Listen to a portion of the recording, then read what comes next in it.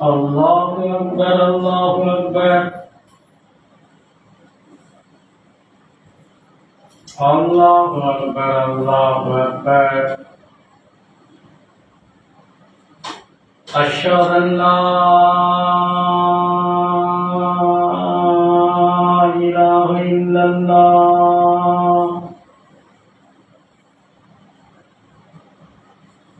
أشهد أن لا إله إلا الله أشهد أن محمدا رسول الله أشهد أن محمدا رسول الله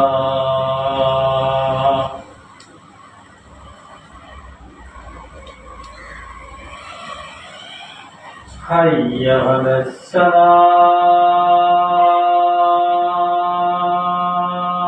الصلاة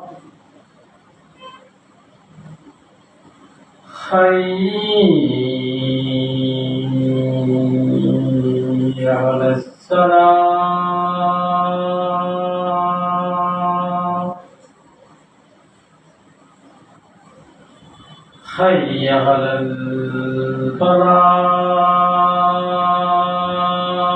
الفلاح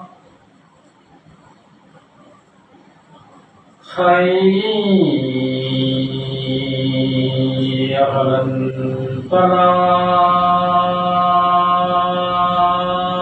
الفلاح الله أكبر الله أكبر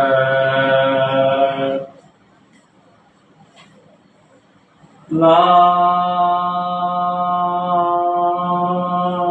إله إلا الله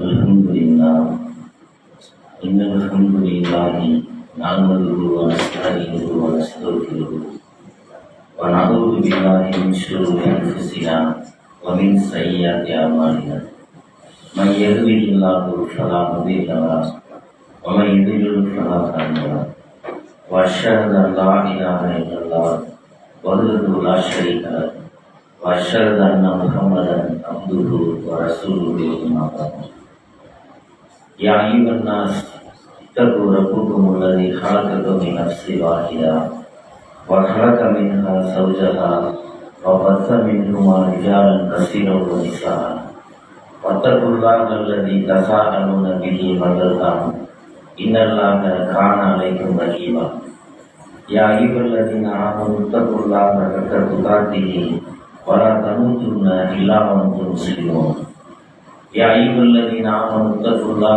وقولوا قولا سديدا يغفر لكم أعمالكم يغفر لكم ذنوبكم ومن يطع الله ورسوله فقد فاز فوزا عظيما வார்த்தைகளிலே சிறந்தது அல்லாஹ்வுடைய வார்த்தைகளான திருமறை குர்ஆன் என்றும் வழிகாட்டுதல்களிலேயே சிறந்தது நபிகள் நாயகம் ஸல்லல்லாஹு அலைஹி வஸல்லம் அவர்களுடைய வழிகாட்டுதல்கள் என்றும் காரியங்களிலேயே மிக மிக கெட்டது அல்லாஹ்வும் அல்லாஹ்வுடைய தூதரும் கட்டளையிடாமல் மார்க்கத்தில் புதுமைகளை உண்டாக்குவது அந்த ஒவ்வொரு புதுமையான காரியங்களும் வழிகேடுகள் அந்த ஒவ்வொரு வழிகேடுகளும் உங்களை நரகில் சேர்க்கும் என்று தாங்களுடைய ஒவ்வொரு சொற்பொழிவிலும் நபிகள் நாயகம் ஸல்லல்லாஹு அலைஹி வஸல்லம் அவர்கள் இந்த மனித சமுதாயத்திற்கு நினைவுறுத்தியதை அல்லாஹ் சுப்ஹானஹு வ தஆலா கடமையாக்கியிருக்கக்கூடிய ஜும்மா தினத்தில் வந்து அமர்ந்து உரையை கேட்டுக் கொண்டிருக்கக்கூடிய உங்களுக்கும் எனக்கும் ஆரம்பமாக அந்த ஹதீஸை நினைவுறுத்தி அல்லாஹ் சுப்ஹானஹு வ தஆலா அவருடைய இறையிலத்தில் எப்படி நம்மை ஒன்று கூட்டினானோ மறுமை நாளில் நம்முடைய பாவங்களை மன்னித்து குற்றங்களை மன்னித்து அவன் படைத்து வைத்திருக்கக்கூடிய உயர்ந்த சொர்க்கமாகிய ஜன்னத்துல் ஃபிர்தௌஸிலும் நம்மை ஒன்று சேர்க்க வேண்டும் என்ற பிரார்த்தனையோடு இஸ்லாம் கூறும் சகோதரத்துவம் என்ற ஒரு தலைப்பின் கீழ் முதல் முறையாக ஆரம்பம் செய்யும். கண்ணியம் நிறைந்த அல்லாஹ்வுடைய நல்லடியார்களே, தாய்மார்களே, சகோதர சகோதரிகளே, அல்லாஹ்வுடைய தூதர் நபிகள் நாயகம் ஸல்லல்லாஹு அலைஹி வஸல்லம் அவர்கள் இஸ்லாமியர்கள் எந்த அளவிற்கு தங்களுடைய சகோதரத்துவத்தையும் அன்பையும் வெளிப்படுத்த வேண்டும் என்று நமக்கு பல செய்திகள் மூலமாக சொல்லியிருக்கிறார்கள். அல்லாஹ்வுடைய கட்டளைக்கிணங்க ஒவ்வொரு குடும்பத்தார்களும் தங்களுடைய உறவுகளோடு, சகோதரர்களோடு, அதேபோல் நட்புகளோடு எந்த அளவுக்கு கண்ணியத்துடன் பேண வேண்டும், பழக வேண்டும் என்பதை பற்றி நம்முடைய மார்க்கம் அதிகமாக சொல்லித் தருகிறது. நபிகள் நாயகம் ஸல்லல்லாஹு அலைஹி வஸல்லம் அவர்கள் சஹாபாக்களுக்கு சொல்கிறார்கள், அல்லாஹ்வுடைய தூதர் ஒரு முஸ்லிம் எந்த அளவுக்கு ஒற்றுமையை காண வேண்டும், அதிலும் குறிப்பாக முஸ்லிம்களுக்கு மத்தியில், மூமின்களுக்கு மத்தியில் எந்த அளவிற்கு அன்போடு சகோதரத்துவம் இருக்க வேண்டும் என்பதை ஒரு ஹதீஸ் மூலமாக தெளிவாக சொல்லி காட்டுகிறார்கள். அல் முஹ்மின் அஹுல் முஹ்மின் என்று ஒரு அறிவிப்பில் வருகிறது. அல் முஸ்லிம் அஹுல் முஸ்லிம், ஒரு முஸ்லிம் இன்னொரு முஸ்லிமுக்கு சகோதரர் ஆவார். லா யக்துலுஹு, அவர் அந்த சகோதரருக்கு மோசடி செய்துவிடக்கூடாது. வா எதிர்க்கிறகு, ஒரு சகோதரர் இன்னொரு முஸ்லிமான சகோதரரை இழிவாக நினைக்கக்கூடாது, அவருக்கு துரோகம் செய்துவிடக்கூடாது என்று அல்லாஹ்வுடைய தூதர் சொல்லிவிட்டு, இறையச்சம் என்பது இங்கேதான் இருக்கிறது என்று தன்னுடைய நெஞ்சை நோக்கி 3 முறை கூறினார்கள். அப்போ அல்லாஹ்வுடைய தூதர் ஒரு ஈமான் கொண்ட ஒரு முஸ்லிமிடத்தில் மற்ற முஸ்லிமான ஆண்கள் பெண்கள் மிகவும் கண்ணியமாக அழகிய முறையில் பழக வேண்டும். அவர்களுக்கு சொல்லாலோ செயலாலோ சைகையாலோ எந்த ஒரு தீமையும் செய்துவிடக்கூடாது. இதுதான் உண்மையான சகோதரத்துவம் என்று நபிகள் நாயகம் ஸல்லல்லாஹு அலைஹி வஸல்லம் அவர்கள் இந்த செய்தி மூலமாக சொல்லி காட்டுகிறார்கள். அதே மாதிரி வேற செய்திகள் அல்லாஹ்வுடைய தூதர் கூறும்போது, அல் முஃமினு கல் ரஜுலின் வாஹித், இறை நம்பிக்கையாளர்கள் ஒரு உடலை போன்றவர்கள் என்று அல்லாஹ் சொல்றாங்க. ஒரு உடல்ல எப்படி அவருடைய உறுப்புகள் இருக்கிறதோ அது மாதிரி தன்னுடைய உடம்பிற்கு ஏதாவது ஒரு தீங்கு ஏற்பட்டால் எப்படி நம்முடைய உள்ளம் துடிக்கிறதோ அது மாதிரி ஒவ்வொரு முஸ்லீமுடைய விஷயத்திலும் நீங்கள் இருக்க வேண்டும் என்று சொல்லிவிட்டு, இனிஷ்தகா ஐநூறு இத்தகா குழுகு, உடம்பில் உள்ள ஒரு கண்ணுக்கு ஒரு பாதிப்பு ஏற்பட்டு விட்டால் மற்ற உறுப்புகள் எப்படி அந்த கண்ணு பாதிப்படைந்ததுனால எப்படி மற்ற உறுப்புகள் துன்பம் அடைகிறதோ, ஒரு கண் வலி நமக்கு வந்துருச்சு, கண்ணில் ஏதாவது அடிபட்டு விட்டது, கண் நோய் ஏற்பட்டு விட்டது, கண்ணில் ஆப்ரேஷன் பண்ணியிருக்கோம், எப்படி நமக்கு இரவெல்லாம் தூக்கம் வராது, பகலையே அந்த கண்ணை போட்டு நம்ம துடைத்து கொண்டே இருப்போம். அப்போ அந்த கண்ணுடைய வலியை மற்ற உறுப்புகள் எப்படி உதவி செய்து அந்த கண்ணுக்கு வேலை ஏற்படும் போது உதவி செய்கிறதோ அது மாதிரி ஒவ்வொரு முஸ்லீம்களும் அது மாதிரி நீங்கள் இருக்க வேண்டும் என்பதை நபிகள் நாயகம் ஸல்லல்லாஹு அலைஹி வஸல்லம் அவர்கள் இந்த செய்தி மூலமாக சொல்லி காட்டுகிறார்கள். ஒரு முஸ்லீம் இன்னொரு முஸ்லீமுக்கு கட்டடத்தை போன்றவர்கள் இன்னொரு செய்தியில் சொல்றாங்க. ஒரு கட்டடம் கட்டிக்கிட்டே இருக்காங்க, இடையில கேப் விட்டு கட்டினா அந்த கட்டடம் உட்கார்ந்துருக்கும், பேச மட்டுமே சரியில்லாம போனா விழுந்துடும். அதனால ஒரு செங்கல் இன்னொரு செங்கலை எப்படி ஈடு கொடுத்து அதுக்கு இடையில சிமெண்ட் அந்த மண்ணெல்லாம் போட்டு பூசி அது அழகான முறையில் கட்டினா அது கட்டடம் பலமுள்ள கட்டடமா இருக்கும், அதுலதான் நம்ம குடியிருக்க முடியும். அப்படிப்பட்ட கட்டடம் போல ஒரு முஸ்லீம் இன்னொரு முஸ்லீமுக்கு அவருக்கு உள்ளான அந்த சோதனைகளில் துன்பங்களில் உதவி புரிந்து சகோதரர்களாக இருக்க வேண்டும். இதுதான் நபிகள் நாயகம் ஸல்லல்லாஹு அலைஹி வஸல்லம் அவர்கள் அந்த சஹாபாக்களை குடம்போட தங்கமாக வாழ்ந்திருந்தார்கள். சஹாபாக்கள் நம்மை மாதிரி மனிதர்களாக இருந்தாலும் அல்லாஹ்வுடைய அன்பை பெற்ற ஒரு தோழர்களாக எப்படி இருந்தாங்க தெரியுமா? அவர்கள் இடையில எந்த அளவுக்கு இரக்கத்தோடும் எந்த அளவுக்கு அன்போடும் பணிவோடும் நடந்தார்கள் என்பதை அல்லாஹ் தஆலா சூரத்துல் மாயிதாவில் 54வது வசனத்தில் அல்லாஹ் தஆலா சொல்கிறான். சஹாபாக்கள் எப்படி இருந்தாங்க தெரியுமா? அதில்லத்தில் அவர்கள் முஃமினீன், அவர்கள் மூமின்களிடம் பணிவாக அன்பாக நடந்து கொள்வார்கள். இஸ்ஸத்தில் அவர்கள் காஃபிரீன், காஃபிர்களிடத்தில் அவர்கள் கடுமையாக நடந்து கொள்வார்கள். காபிர்கள் வந்து கடுமையாக அவர்கிட்ட பேசினார்கள், நடந்தார்கள் என்றால் திரும்பவும் அதே அளவுக்கு அவங்க என்ன செய்வாங்க, நடந்து கொள்வார்கள் என்று அல்லாஹ் தஆலா வந்து உத்தம சஹாபாக்களுடைய அந்த உயர்ந்த நற்குணத்தை பற்றி சொல்லுகிறான். அப்ப இந்த சஹாபாக்களை பற்றி நாம் பாடம் படிக்கிறோம், சஹாபாக்களை பற்றி பல ஹதீஸ்களில் பல பயான்களில் கேட்கிறோம். ஆனா அந்த சஹாபாக்களை போன்ற பண்பு வந்து நாமும் மேற்படுத்திக் கொள்ள வேண்டும் என்பதை அல்லாஹ் தஆலா இந்த வசனத்தின் மூலமாக சொல்லி காட்டுகிறான். வெறுமனே நாம் சஹாபாக்களை வந்து நாங்கள் நேசிக்கிறோம், நபிகள் நாயகத்தை நாங்கள் நேசிக்கிறோம் என்று சொன்னால் அந்த பண்புகளை வந்து முடிந்த அளவுக்கு நானும் நீங்களும் அனைவருமே பின்பற்றினோம் என்று சொன்னால் அந்த சகோதரத்துவம் வந்து மென்மேலும் வந்து நிலை பெறும். அந்த பண்பை நாம் பின்பற்றாமல் இருக்கிறதுனால பல இடங்கள்ல மனமுறிவு, மனஸ்தாபங்கள், வேறு வேறு பிரச்சனைகள் இதெல்லாம் வருவதற்கு காரணம் சஹாபாக்களுக்கு வந்து ரசூலுல்லாஹ் எப்படி பாடம் நடத்தினாங்களோ அந்த பாடத்தை எப்படி கற்று நபிகள் நாயகத்துக்கு முன்னாடி அவங்க வாழ்ந்தார்களோ அந்த வாழ்க்கையை வந்து நம்ம வாழ தவறுகிறோம் என்று சொன்னால் அது வந்து இடையிடையே நம்ம சைத்தான் நம்ம என்ன செய்வான், எப்படியாவது உறவுகளை பிரிக்க வேண்டும், சகோதரர்களை பிரிக்க வேண்டும் என்பதற்காக பலவிதமான சூழ்ச்சிகளை செய்கிறான்.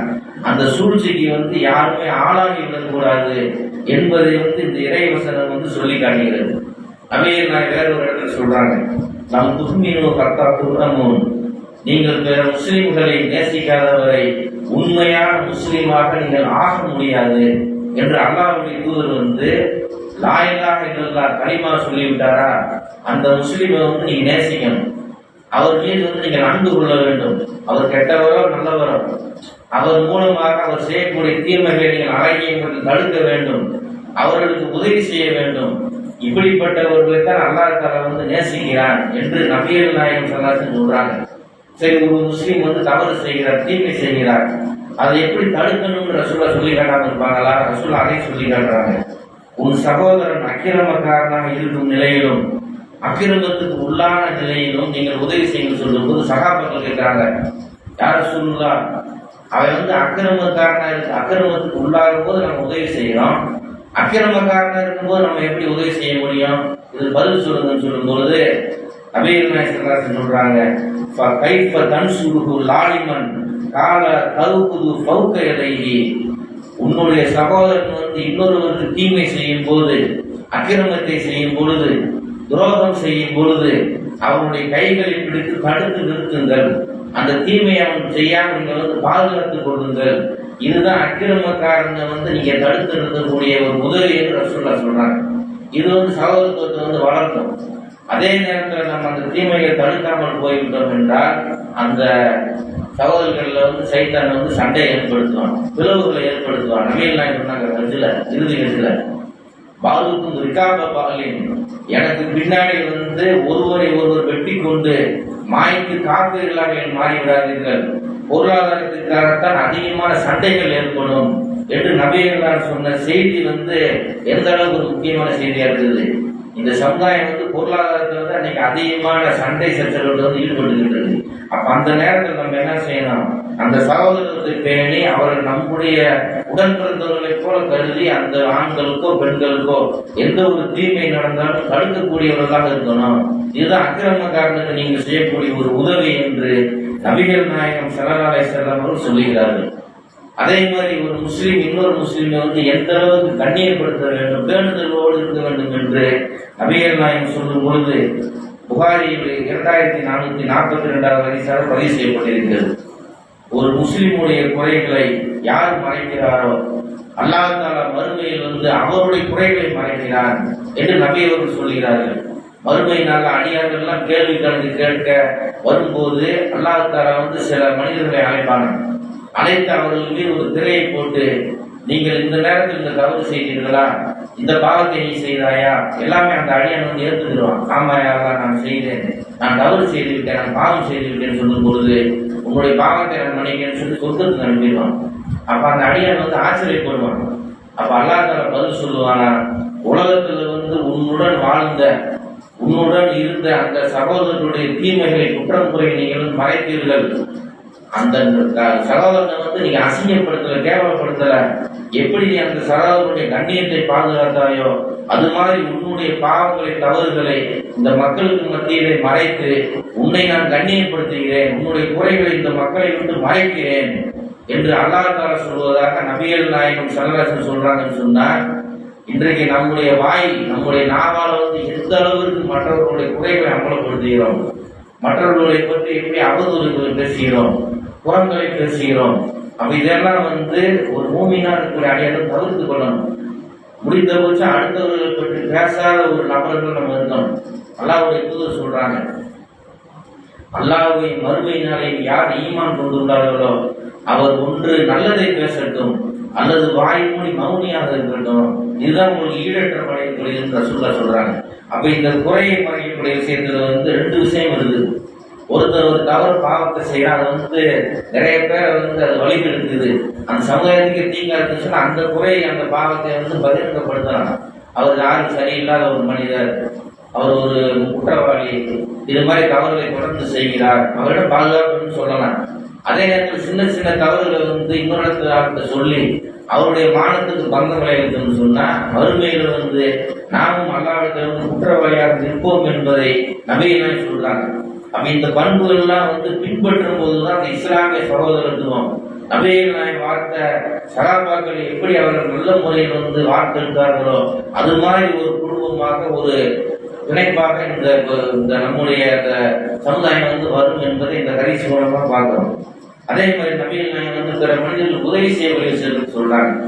பிற மனிதர்களுக்கு, முஸ்லிம்களுக்கும் மற்ற மக்களுக்கும் அல்லாஹ்வுடைய தூதர் சொல்கிறார்கள், வமன் கான ஃபீ ஹாஜத்தி அஹீஹி, யார் தன்னுடைய சகோதரருடைய தேவையை பூர்த்தி செய்வதில் ஈடுபட்டிருக்கிறார்களோ கானல்லாஹு ஃபீ ஹாஜத்திஹி, அல்லாஹ்வும் அவருடைய தேவையை பூர்த்தி செய்வதில் ஈடுபடுகிறார் என்று நபிகள் நாயகம் சொல்றாங்க. ஒரு மனிதர் உங்கள்கிட்ட ஒரு விஷயத்தை சொல்றாரு, எனக்கு உதவி செய்யுங்க, பணமோ பொருளாதாரமோ வேற ஏதாவது ஒரு உதவியோ, அந்த நேரத்தில் உங்களுடைய வேலைகளை ஒதுக்கி உங்களுடைய வருமானம் போனாலும் பரவாயில்லன்னு சொல்லி பிற மனிதர்களுக்கு, பிற முஸ்லிம்களுக்கு உதவி செய்யும் போது அந்த நாளில் எந்த ஒரு வருமானம் உங்களுக்கு கிடைக்குமோ, எந்த ஒரு கூலி உங்களுக்கு கிடைக்குமோ அதை அல்லாஹ் தஆலா உங்களுக்கு கொடுப்பான் என்பதை அல்லாஹ்வுடைய தூதர் அவர்கள் இந்த ஹதீஸ் மூலமா சொல்றாங்க. இதையெல்லாம் நாம் செய்து வந்தோம் என்று சொன்னால் அப்ப அந்த உறவு பலப்படும்.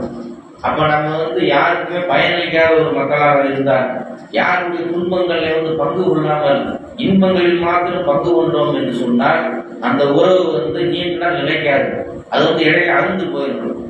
அப்படிங்கிறது இந்த ஹதீஸ் எவ்வளவு அழகாக வளர்ந்து பாருங்க. அதே மாதிரி அல்லாஹ்வுடைய சொல்கிறார்கள், ஒரு முஸ்லிமின் துன்பத்தை நீக்குவதை விட்டு அல்லாஹ் தஆலா மறுமை நாளில் அவனுடைய துன்பத்தை நீக்குகிறான் என்று நபிகள் நாயகம் சொல்றாங்க. அப்ப யாராவது உங்கள்கிட்ட ஒரு விஷயத்தை சொல்றாங்கன்னு சொன்னா உதவி செய்ய முடியாட்டியும் அவங்களுக்கு ஆறுதலான வார்த்தைகள் சொல்லணும், ஆறுதலாக அவர்கள் நடந்துக்கிறணும், கடினமாக நடந்து கொள்ளக்கூடாது. அப்படி நீங்கள் நடந்தீர்கள் என்று சொன்னால் மறுமை நாளில் அல்லாஹ் தஆலா உங்களுடைய துன்பங்களில் ஒன்றை நீக்குவான் என்று நபிகள் நாயகம் அவர்கள் சொல்லி காட்டுகிறார்கள். ஒரு சகாபி வர அல்லாஹ்வுடைய தூதரே, சொர்க்கம் செல்வதற்கு எனக்கு ஒரு நல்ல ஒரு செயலை சொல்லித்தாருன்னு சொல்லும் போது நபிகள் நாயகம் சொல்றாங்க, லா தஹ்தப் வலக்கல் ஜன்னா, நீ கோபத்தை கைவிடு, கோபப்படாத, நீ சொர்க்கத்துக்கு போகலாம் என்று அல்லாஹ்வுடைய அந்த சகாபிக்கு ஒரு சின்ன காரியத்தை செய்ய சொல்றாங்க. நீ பெரிய சொத்துலாம் அல்லாஹ்வுடைய அள்ளி கொடுக்க தேவையில்லை, போர்ல போய் நீ வெட்டுப்பட்டு சகிதாக்குற பெரிய விஷயத்தை சொல்லல, கோபம் வரும்போது அதை அடக்கு. ஏனென்றால் நிதானம் அல்லாஹ்வுடைய பண்பு, கோபம் சைத்தானுடைய பண்பு. அந்த கோபம் ஏற்படுறதுனால கொலை வரைக்கும் நடக்கும். அடுத்தவர்களை நாம் அடிக்க சொல்லக்கூடிய அளவுக்கு உள்ள நப்சு தூணும். சைத்தான் ரெண்டு பேருக்குள்ள, ரெண்டு குடும்பத்துக்குள்ள சண்டை ஏற்படுத்தி அந்த குடும்பத்தை பிரிப்பதற்கு தான் முயற்சி செய்யும். அதுக்கு நீங்க இடம் கொடுக்க கூடாது. அதனால கோபப்படுவதை தவிர்த்து கொள்ளுங்கள், உங்களுக்கு சொர்க்கம் இருக்கிறது. யுத்தத்தில் முத்தக்கின் சொர்க்கம் முத்தக்கிங்களுக்காக தயாரிக்கப்பட்டுள்ளதுன்னு ரசூலுல்லாஹ் சொல்றாங்க. ஒரு சஹாபி என்ன செய்யறாரு, ஒரு கட்டத்துல ஒரு யூதர் கண்ணத்தை சேர்த்து அரைஞ்சிடுறாரு. ஏன் அரைகிறாரு அப்படின்னு சொன்னா, ரெண்டு பேருக்கு சண்டை வருது. யூதர் சொல்றாரு, எங்க நபி மூசா நபி தான் சிறந்தவர்.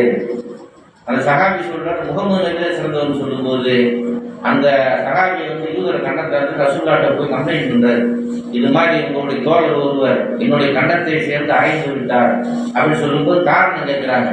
மூசா நபி தான் சிறந்தவர் நான் சொன்னேன், முகமது நபி தான் சொன்னதற்கு அவர் சொன்னார். இதுக்கு என்னை அறிஞ்சிட்டான்னு சொல்லும்போது அந்த சஹாபியை வந்து அல்லாஹ்விடத்திலிருந்து கண்டித்து விட்டு என்னை காட்டில் மூசா நபி தான் சிறந்தவர் என்று அதுக்கு சில விளக்கங்களை சொல்லிட்டு சொல்றாரு. மூசா நபி வந்து எதனால சிறந்தவர் தெரியுமா? இப்ப இருக்க நீங்க வந்து என்னை எந்த அளவுக்கு தொல்லைக்கு உட்படுத்துகிறீர்களோ இதை விட அதிகமாக பனு இஸ்ரவேல் சமுதாயம் வந்து மூசா நபிக்கு சொல்லணும்னா துயரத்தை கொடுத்தது. மூசா நபி வந்து படாத பாடுபடுத்தினாங்க அவங்க. அதெல்லாம் குரான்ல வரலாறு இருக்குது. அப்ப அந்த அளவுக்கு செய்யும் போது கூட மூசா நபி என்ன செஞ்சாங்க? பொறுமை காத்தார்கள். அதனால மூசா நபி வந்து என்னை காட்டிலும் சிறந்தவர்கள் என்று நபிகள் நாயகம் சொல்லிட்டு கோபப்படுறது வந்து நிறுத்துங்கன்னு சொல்லி அந்த சகாபாக்கள் சொன்னாங்க. அப்ப அந்த கோபங்கிறது வந்து இயல்பா வரும். கோபப்படாத மனிதர்கள் கிடையாது. கோபம் வந்தா தான் அவர் வந்து நல்லவர்னு அர்த்தம். எல்லா விஷயத்துக்கும் நம்ம கண்டுக்கிறாம இருக்கிறோம். நம்ம பையன் ஒரு பொண்ணோ பையனோ வந்து தவறானதில் ஈடுபடுறாங்க, பீடி செட்டு குடிக்கிறாங்க, பார்த்து சந்தோஷம் சிரிச்சுட்டா இருப்போம். அவரை கூப்பிட்டு அவருக்கு அறிவுரை சொல்லுவோம். யாராவது ஒருவர் வந்து ஒரு மனிதர் நமக்கு தீங்கு செய்யறாரு அல்லது நம்ம யாருக்காவது தீங்கு செய்யறோம்னு சொன்னா அவங்க சிரிச்சுட்டு இருக்க மாட்டாங்க. எப்படி வந்து என்னுடைய உரிமை நீ கை வைக்கிறாய், எப்படி என்னை ஏமாற்ற நீ துணிந்தாய், எப்படி எனக்கு வந்து மோசடி செய்கிறாய், அந்த கோபம் வரணும். அப்பயும் நம்ம சிரித்து கொண்டு சொன்னா நம்ம ஏமாளி ஆயிடுவோம். அதனால எந்தெந்த இடத்துல கோபப்படணுமோ அந்தந்த இடத்துல கோபப்படணும். எந்தெந்த இடத்துல புன்னகை செய்யணுமோ, எந்த அளவுக்கு வந்து மக்கள்கிட்ட அழகிய முறையில் பழகணுமோ, இதையெல்லாம் மாற்ற வந்து ஒரு வரமாக சொல்லிக்கிறது என்பதை நம்ம பார்க்கணும். அதே மாதிரி நவீன சொல்றாங்க, தவிர்க்கிறாங்க மௌரூஃபி ஷையா, நற்காரியங்களை நீ வந்து எதையும் அற்பமாக கருதி விடாதே. மலர்ந்த முகத்தோடு உன்னுடைய சகோதரனை சந்தித்தாலும் கூட அதுவும் தர்மமாக எழுதப்படும். ஒரு முஸ்லீம் ஒரு இன்னொரு முஸ்லீம் பார்க்கணும், மற்ற மக்களை நம்ம பார்க்கணும். பார்க்கும்போது அஸ்ஸலாமு அலைக்கும் வரஹ்மத்துல்லாஹி வபரகாத்துஹு ஒரு உதட்டில் ஒரு சின்ன புன்முறுவலோட நீங்க சொல்றீங்க, அது கூலி எழுதப்படுது, அதுவும் தர்மமாக வருதுன்ற நான் சொல்றாங்க. அப்ப அந்த அளவுக்கு மக்களிடத்துல வந்து பிரியத்தோட அன்போடு நீங்க பழகுங்க என்பதை பற்றி நபிகள் நாயகம் சொல்றாங்க. இப்படி இஸ்லாமிய சகோதரத்துவத்தை நீங்க எடுத்துக்கிட்டீங்கன்னு சொன்னா ஏராளமான ஹதீஸ்கள் நம்ம பார்க்கணும். அதுல இறுதியா ஒரு ஹதீஸ் பாருங்க, முஸ்லீம் 5009வது ஹதீஸ். நபிகள் நாயகம் சொல்கிறார்கள், லா தபாஅலு, நீங்கள் கோபம் கொள்ளாதீர்கள், வலா ததாபரு, நீங்கள் பிணங்கிக் கொள்ளாதீர்கள், வலா தனாபசு, நீங்கள் வாழ பிறர் வீழ வேண்டும் என்று போட்டியிட்டுக் கொள்ளாதீர்கள், வகூனு இபாதல்லாஹி இஹ்வானின், அல்லாஹ்வின் அடியார்கள் நீங்கள் சகோதரர்களாக இருங்கள். எப்பயுமே நீங்க கோபப்படாதீங்க. சைத்தான் உங்களோட கோபத்தை ஏற்படுத்தி பிணக்கத்தை ஏற்படுத்தும். அதனால பிணங்கிக் கொள்ளாதீர்கள். ஒருவரை ஒருவர் முகம் பார்த்து பேசாமல் நீங்கள் போகாதீர்கள். அல்லாஹ்வுடைய அடியார்களை நீங்கள் வந்து சகோதரர்களாக இருங்கள் என்று நபிகள் நாயகம் ஸல்லல்லாஹு அலைஹி வஸல்லம் சொன்ன இந்த செய்தியை நம்ம பார்க்கிறோம். இதே அல்லாஹ் குர்ஆன்ல சொல்றான். சூரத்துல் குஜராத்ல 49வது வசனம் 10வது வசனத்தில் சொல்லும்போது, இன்னமல் முஃமினூன இஹ்வத்து, நிச்சயமாக முஃமின்கள் அனைவரும் சகோதரர்கள் தான்.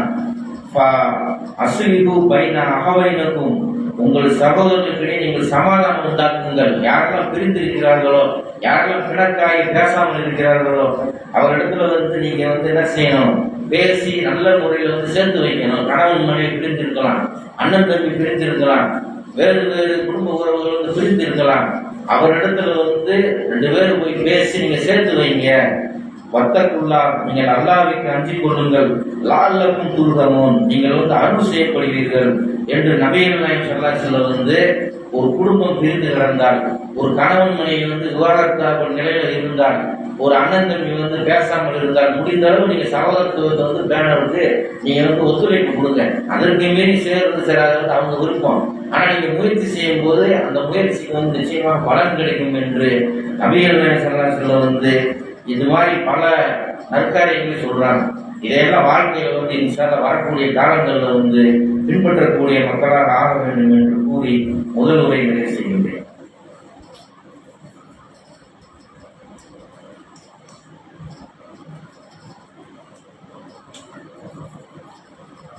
அந்நியம் நிறைந்த அல்லாஹ்வுடைய பிள்ளைகளே, நபி ஸல்லல்லாஹு அலைஹி வஸல்லம் அவர்கள் சொல்கிறார்கள், அல் அஸ்மல வலம் இம்தின் அம்ரின் முஸ்லிம் லைஸ மின்னா, எந்த ஒரு முஸ்லீம் சக முஸ்லிம்களுக்கு என்ன நடக்கிறது என்று தெரியாமல் இருக்கிறார்களோ லைஸ மின்னா, அவர்கள் நம்மை சார்ந்தவரே கிடையாது என்று அல்லாஹ் சொல்கிறார்கள்.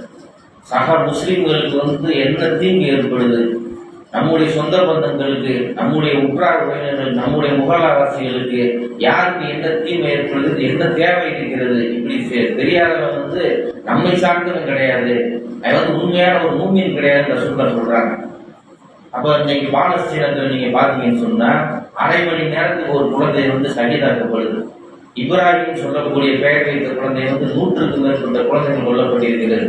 இதே மாதிரி ஒவ்வொரு நபிமார்களுடைய பெயர் வைத்த அந்த குழந்தைகள், அது நபிமார்கள், அதாவது அரபு நாடுகளாக இருக்கட்டும், இந்திய தேசமா இருக்கட்டும், இப்ப இங்க இருக்கக்கூடிய மக்களை சில பேர் முகமது அகமது பேர் வச்சிருக்கலாம், சஹாபிய பெண்களுடைய பெயர் வைத்திருக்கலாம். இது மாதிரி அரபு நாடுகளில் வந்து அதிகமா அந்த பெயர் வைத்திருக்கிறார்கள். அப்ப அந்த யூடியூப்ல பேசக்கூடிய அந்த சகோதரர் சொல்றாரு, இப்ராஹிம் பேர் வைத்த 100 பேருக்கு மேல உள்ள குழந்தைகள் சகிதாக்கப்பட்டிருக்கிறார்கள். அதே மாதிரி முகமது என்று பெயர் வைக்கக்கூடிய சிலர் சகிதாக்கப்பட்டிருக்கிற சின்ன குழந்தைகள். இது இல்லாம வயோதிகர்கள் இருக்கிறாங்க, நம்ம மாதிரி நடுத்தர வயதுள்ளவர்கள் இருக்கிறார்கள். இப்படி ஏராளமான மக்களை வந்து அந்த யூத சியோனிசிய நாய்கள் தினந்தோறும் கொன்றொழித்துக் கொண்டிருக்கிறார்கள். அப்ப அந்த மக்களுக்காக வந்து என்ன செய்யணும், நாமும் அதிகமாக பிரார்த்தனைகள் ஈடுபடணும். அந்த மக்களுக்கு வந்து இன்றைக்கு வரைக்கும் வந்து ஒரு இன்பமயமான வாழ்க்கை கிடையாது. சோதனை என்ற ஒரு வடிவத்திற்கு அதிகமாக அவங்க வந்து என்ன செய்யறாங்க, முகம் கொடுத்து இன்னைக்கு வாழ்ந்து கொண்டிருக்கிறார்கள். நபிகள் மேலும் சொல்றாங்க, மன் குத்தில தூண மாளிகை பகுவ சரீர், யார் தன்னுடைய இல்லத்தை பாதுகாக்க, தன்னுடைய பொருளாதாரத்தை பாதுகாக்க, தன்னுடைய உடமையை பாதுகாக்க யார் போராடி கொல்லப்படுகிறார்களோ அவர்கள் வந்து உயிர் தியாகிகள் ஆவார்கள் என்று நபிகள் சொன்ன அந்த செய்திக்கு ஏற்ப இன்றைக்கு வந்து தினந்தோறும் அந்த மக்கள் கொண்டுழைக்கப்படுகிறார்கள், ஷஹீதுகளாக ஆகி வருகிறார்கள். அப்ப இப்படிப்பட்ட பாதைகள், அந்த மக்களை கொள்ளக்கூடிய அந்த யூத பாதைகளுக்கு எதிராக நம்ம செய்யக்கூடிய ஒரு விஷயம் என்னது, அந்த மக்களுக்காக அதிகமாக நம்ம துவா செய்யணும். சரி, இந்த உலகத்துல இவ்வளவு அநியாயம் நடக்கிறது, அல்லாஹ் தஆலா வந்து அவனுக்கு கருணை இல்லையா, அவனுக்கு பார்க்கக்கூடிய கண்ணு இல்லையா என்று கூட சிலர் புலம்புறாங்க. அல்லாஹ் தஆலா இதுக்கெல்லாம் மறுமை வரைக்கும் அவங்களுக்கு அவகாசம் கொடுக்குறாங்க. பார்வைகள் நிலை கொடுத்திருக்கக்கூடிய அந்த ஒரு நாளுக்காக நான் இவர்களை வந்து தாமதப்படுத்தி இருக்கிறேன். அந்த நாள்ல வந்து ஒருத்தரும் அல்லாஹ்விடம் தப்ப முடியாது. அல்லாஹ் தஆலா அதனால நரகத்தை வந்து பல விதமா படைத்து வச்சிருக்கிறான். அந்த நரகத்துல வந்து போட்டு வாட்டப்படும் போது அந்த இறை நிராகரிப்பாளர்கள், முஸ்லிம்களை மற்ற மக்களை கொலை செய்த அந்த பாவிகள், உலகத்தில் அநியாயத்தையும் அக்கிரமத்தையும் ஆணவத்தையும் செய்யக்கூடிய அந்த கடும்போக்குவாதிகள் மறுமையில் நரகத்தில் தூக்கி வீசப்படும் போது அவர்களுடைய தோள்கள் கருக்கப்படும். அல்லாஹ் தஆலா குர்ஆன்ல சொல்றான், குல்லமா நலிஜத் ஜுலூதுகும், அவருடைய தோள்கள் கரிந்து எரியும் போதெல்லாம் பத்தல்னாக்கும் ஜுலூதும் ஹைரஹா, அவர்களுக்கு வேறு தோள்களை வந்து நாம் போர்த்தி கொண்டே இருப்போம், வேதனையை மீண்டும் மீண்டும் சுவைக்குமாறு நாங்கள் செய்வோம் என்று அல்லாஹ் தஆலா சொல்றான். ஒரு தடவை அவனை தூக்கி நரகத்துல போட்டாச்சு, தோல் தான் முதல்ல கரியும், தோல்ல தான் வந்து வேதனையை உணரக்கூடிய நரம்பு இருக்கிறதுன்னு அல்லாஹ் தஆலா சொல்றான். இதை வந்து இன்னைக்கு மருத்துவ உலகம் வந்து சொல்லி காட்டுது. தோல் வந்து வெந்து எழுந்துச்சுன்னு சொன்னா உள்ள இருக்க அந்த சதைகள் வந்து அதை தாங்கிக்கணும். அதனாலதான் அல்லாஹ் தஆலா மீண்டும் மீண்டும் தோலை போர்த்துவோம். ஏன்னா எத்தனை மக்களை நீங்க கொன்று சாக வைத்துக் கொண்டிருக்கிறார்கள், எத்தனை பெண்கள், எத்தனை குழந்தைகள் வந்து நீங்க சைடாக்கிட்டு இருக்கு. அப்போ ஒரு கொலை செஞ்சவனுக்கு இன்னொருத்த ஒரு காவல்துறை ஒரு கோர்ட் என்ன செய்யுது, தீர்ப்பு கொடுக்குது, இவனுக்கு வந்து ஆயுள் தண்டனை, தூக்கு தண்டனை, ஒரு தடவை செத்துட்டான். அதே நேரத்தில் ஒருத்தர் 10 கொலை செஞ்சா அந்த தீர்ப்பு சரியாகுமா? ஒருத்தர் குண்டு போட்டு ஒரு 1,00,000 பேரை கொலை செய்யறாங்க. இன்னைக்கு பாலஸ்தீன்ல செய்யற மாதிரி, இஸ்ரேலிய யூத பயங்கரவாதிகள் செய்கிற மாதிரி இன்னைக்கு எத்தனை லட்சம் பேர்கள் வந்து கொலை செய்து விட்டாங்க. அப்ப இவங்களை ஒரு தடவை நரகத்தில் கூட சரியாகுமா? அதனால அல்லாஹ் தஆலா வந்து தோள்கள் கருகும் போதெல்லாம் பத்தல்னாக்கும் ஜுலூதுகும் ஹைரஹா, மீண்டும் மீண்டும் வேறு தோள்கள் போர்த்தி கொண்டே இருப்போம். அந்த அவங்களுக்கு வேதனை வந்து குறைவு செய்யப்படாது. பாவிகளுக்கு இப்படித்தான் நம்ம கூலி கொடுப்போம் என்று அல்லாஹ் தஆலா குர்ஆனில் எச்சரிக்கை செய்கின்றார். எனவே வரக்கூடிய காலகட்டங்களில் வந்து முதல் உரையில் சொல்லப்பட்ட அந்த சகோதரத்துவத்தை பேணக்கூடியவர்களாகவும், பாதிக்கப்பட்ட ஒடுக்கப்பட்ட மக்களுக்கு உதவி செய்யக்கூடியவர்களாகவும், முக்கியமாக பாலஸ்தீன மக்களுக்கு, காஷ்மீரில் வாழக்கூடிய அந்த மக்களுக்கு, எங்கெல்லாம் முஸ்லிம்கள் பாதிக்கப்படுகிறார்களோ அவர்களுக்காக நம்ம துவா செய்யணும். ஏன்னா அந்த துவா செய்யும் போது ஒரு வானவர் அமர்ந்து கொண்டு, இறைவா இவர் எந்த துவா செய்கிறாரோ அதே போல இவருக்கு நீ கொடு என்று நபிகள் நாயகம் ஸல்லல்லாஹு அலைஹி வஸல்லம் வந்து சொல்லி காட்டுற துவா செய்வாங்க. அந்த துவாவுக்கு பாத்தியப்பட்டவர்களாக நாம் ஆக வேண்டும் என்று கூறி இந்த ஜும்மாவுரை நிறைவு செய்கின்ற வாஹித் ரவானா அல்ஹம்துலில்லாஹி ரப்பில் ஆலமீன். அஸ்ஸலாமு அலைக்கும் வரஹ்மத்துல்லாஹி.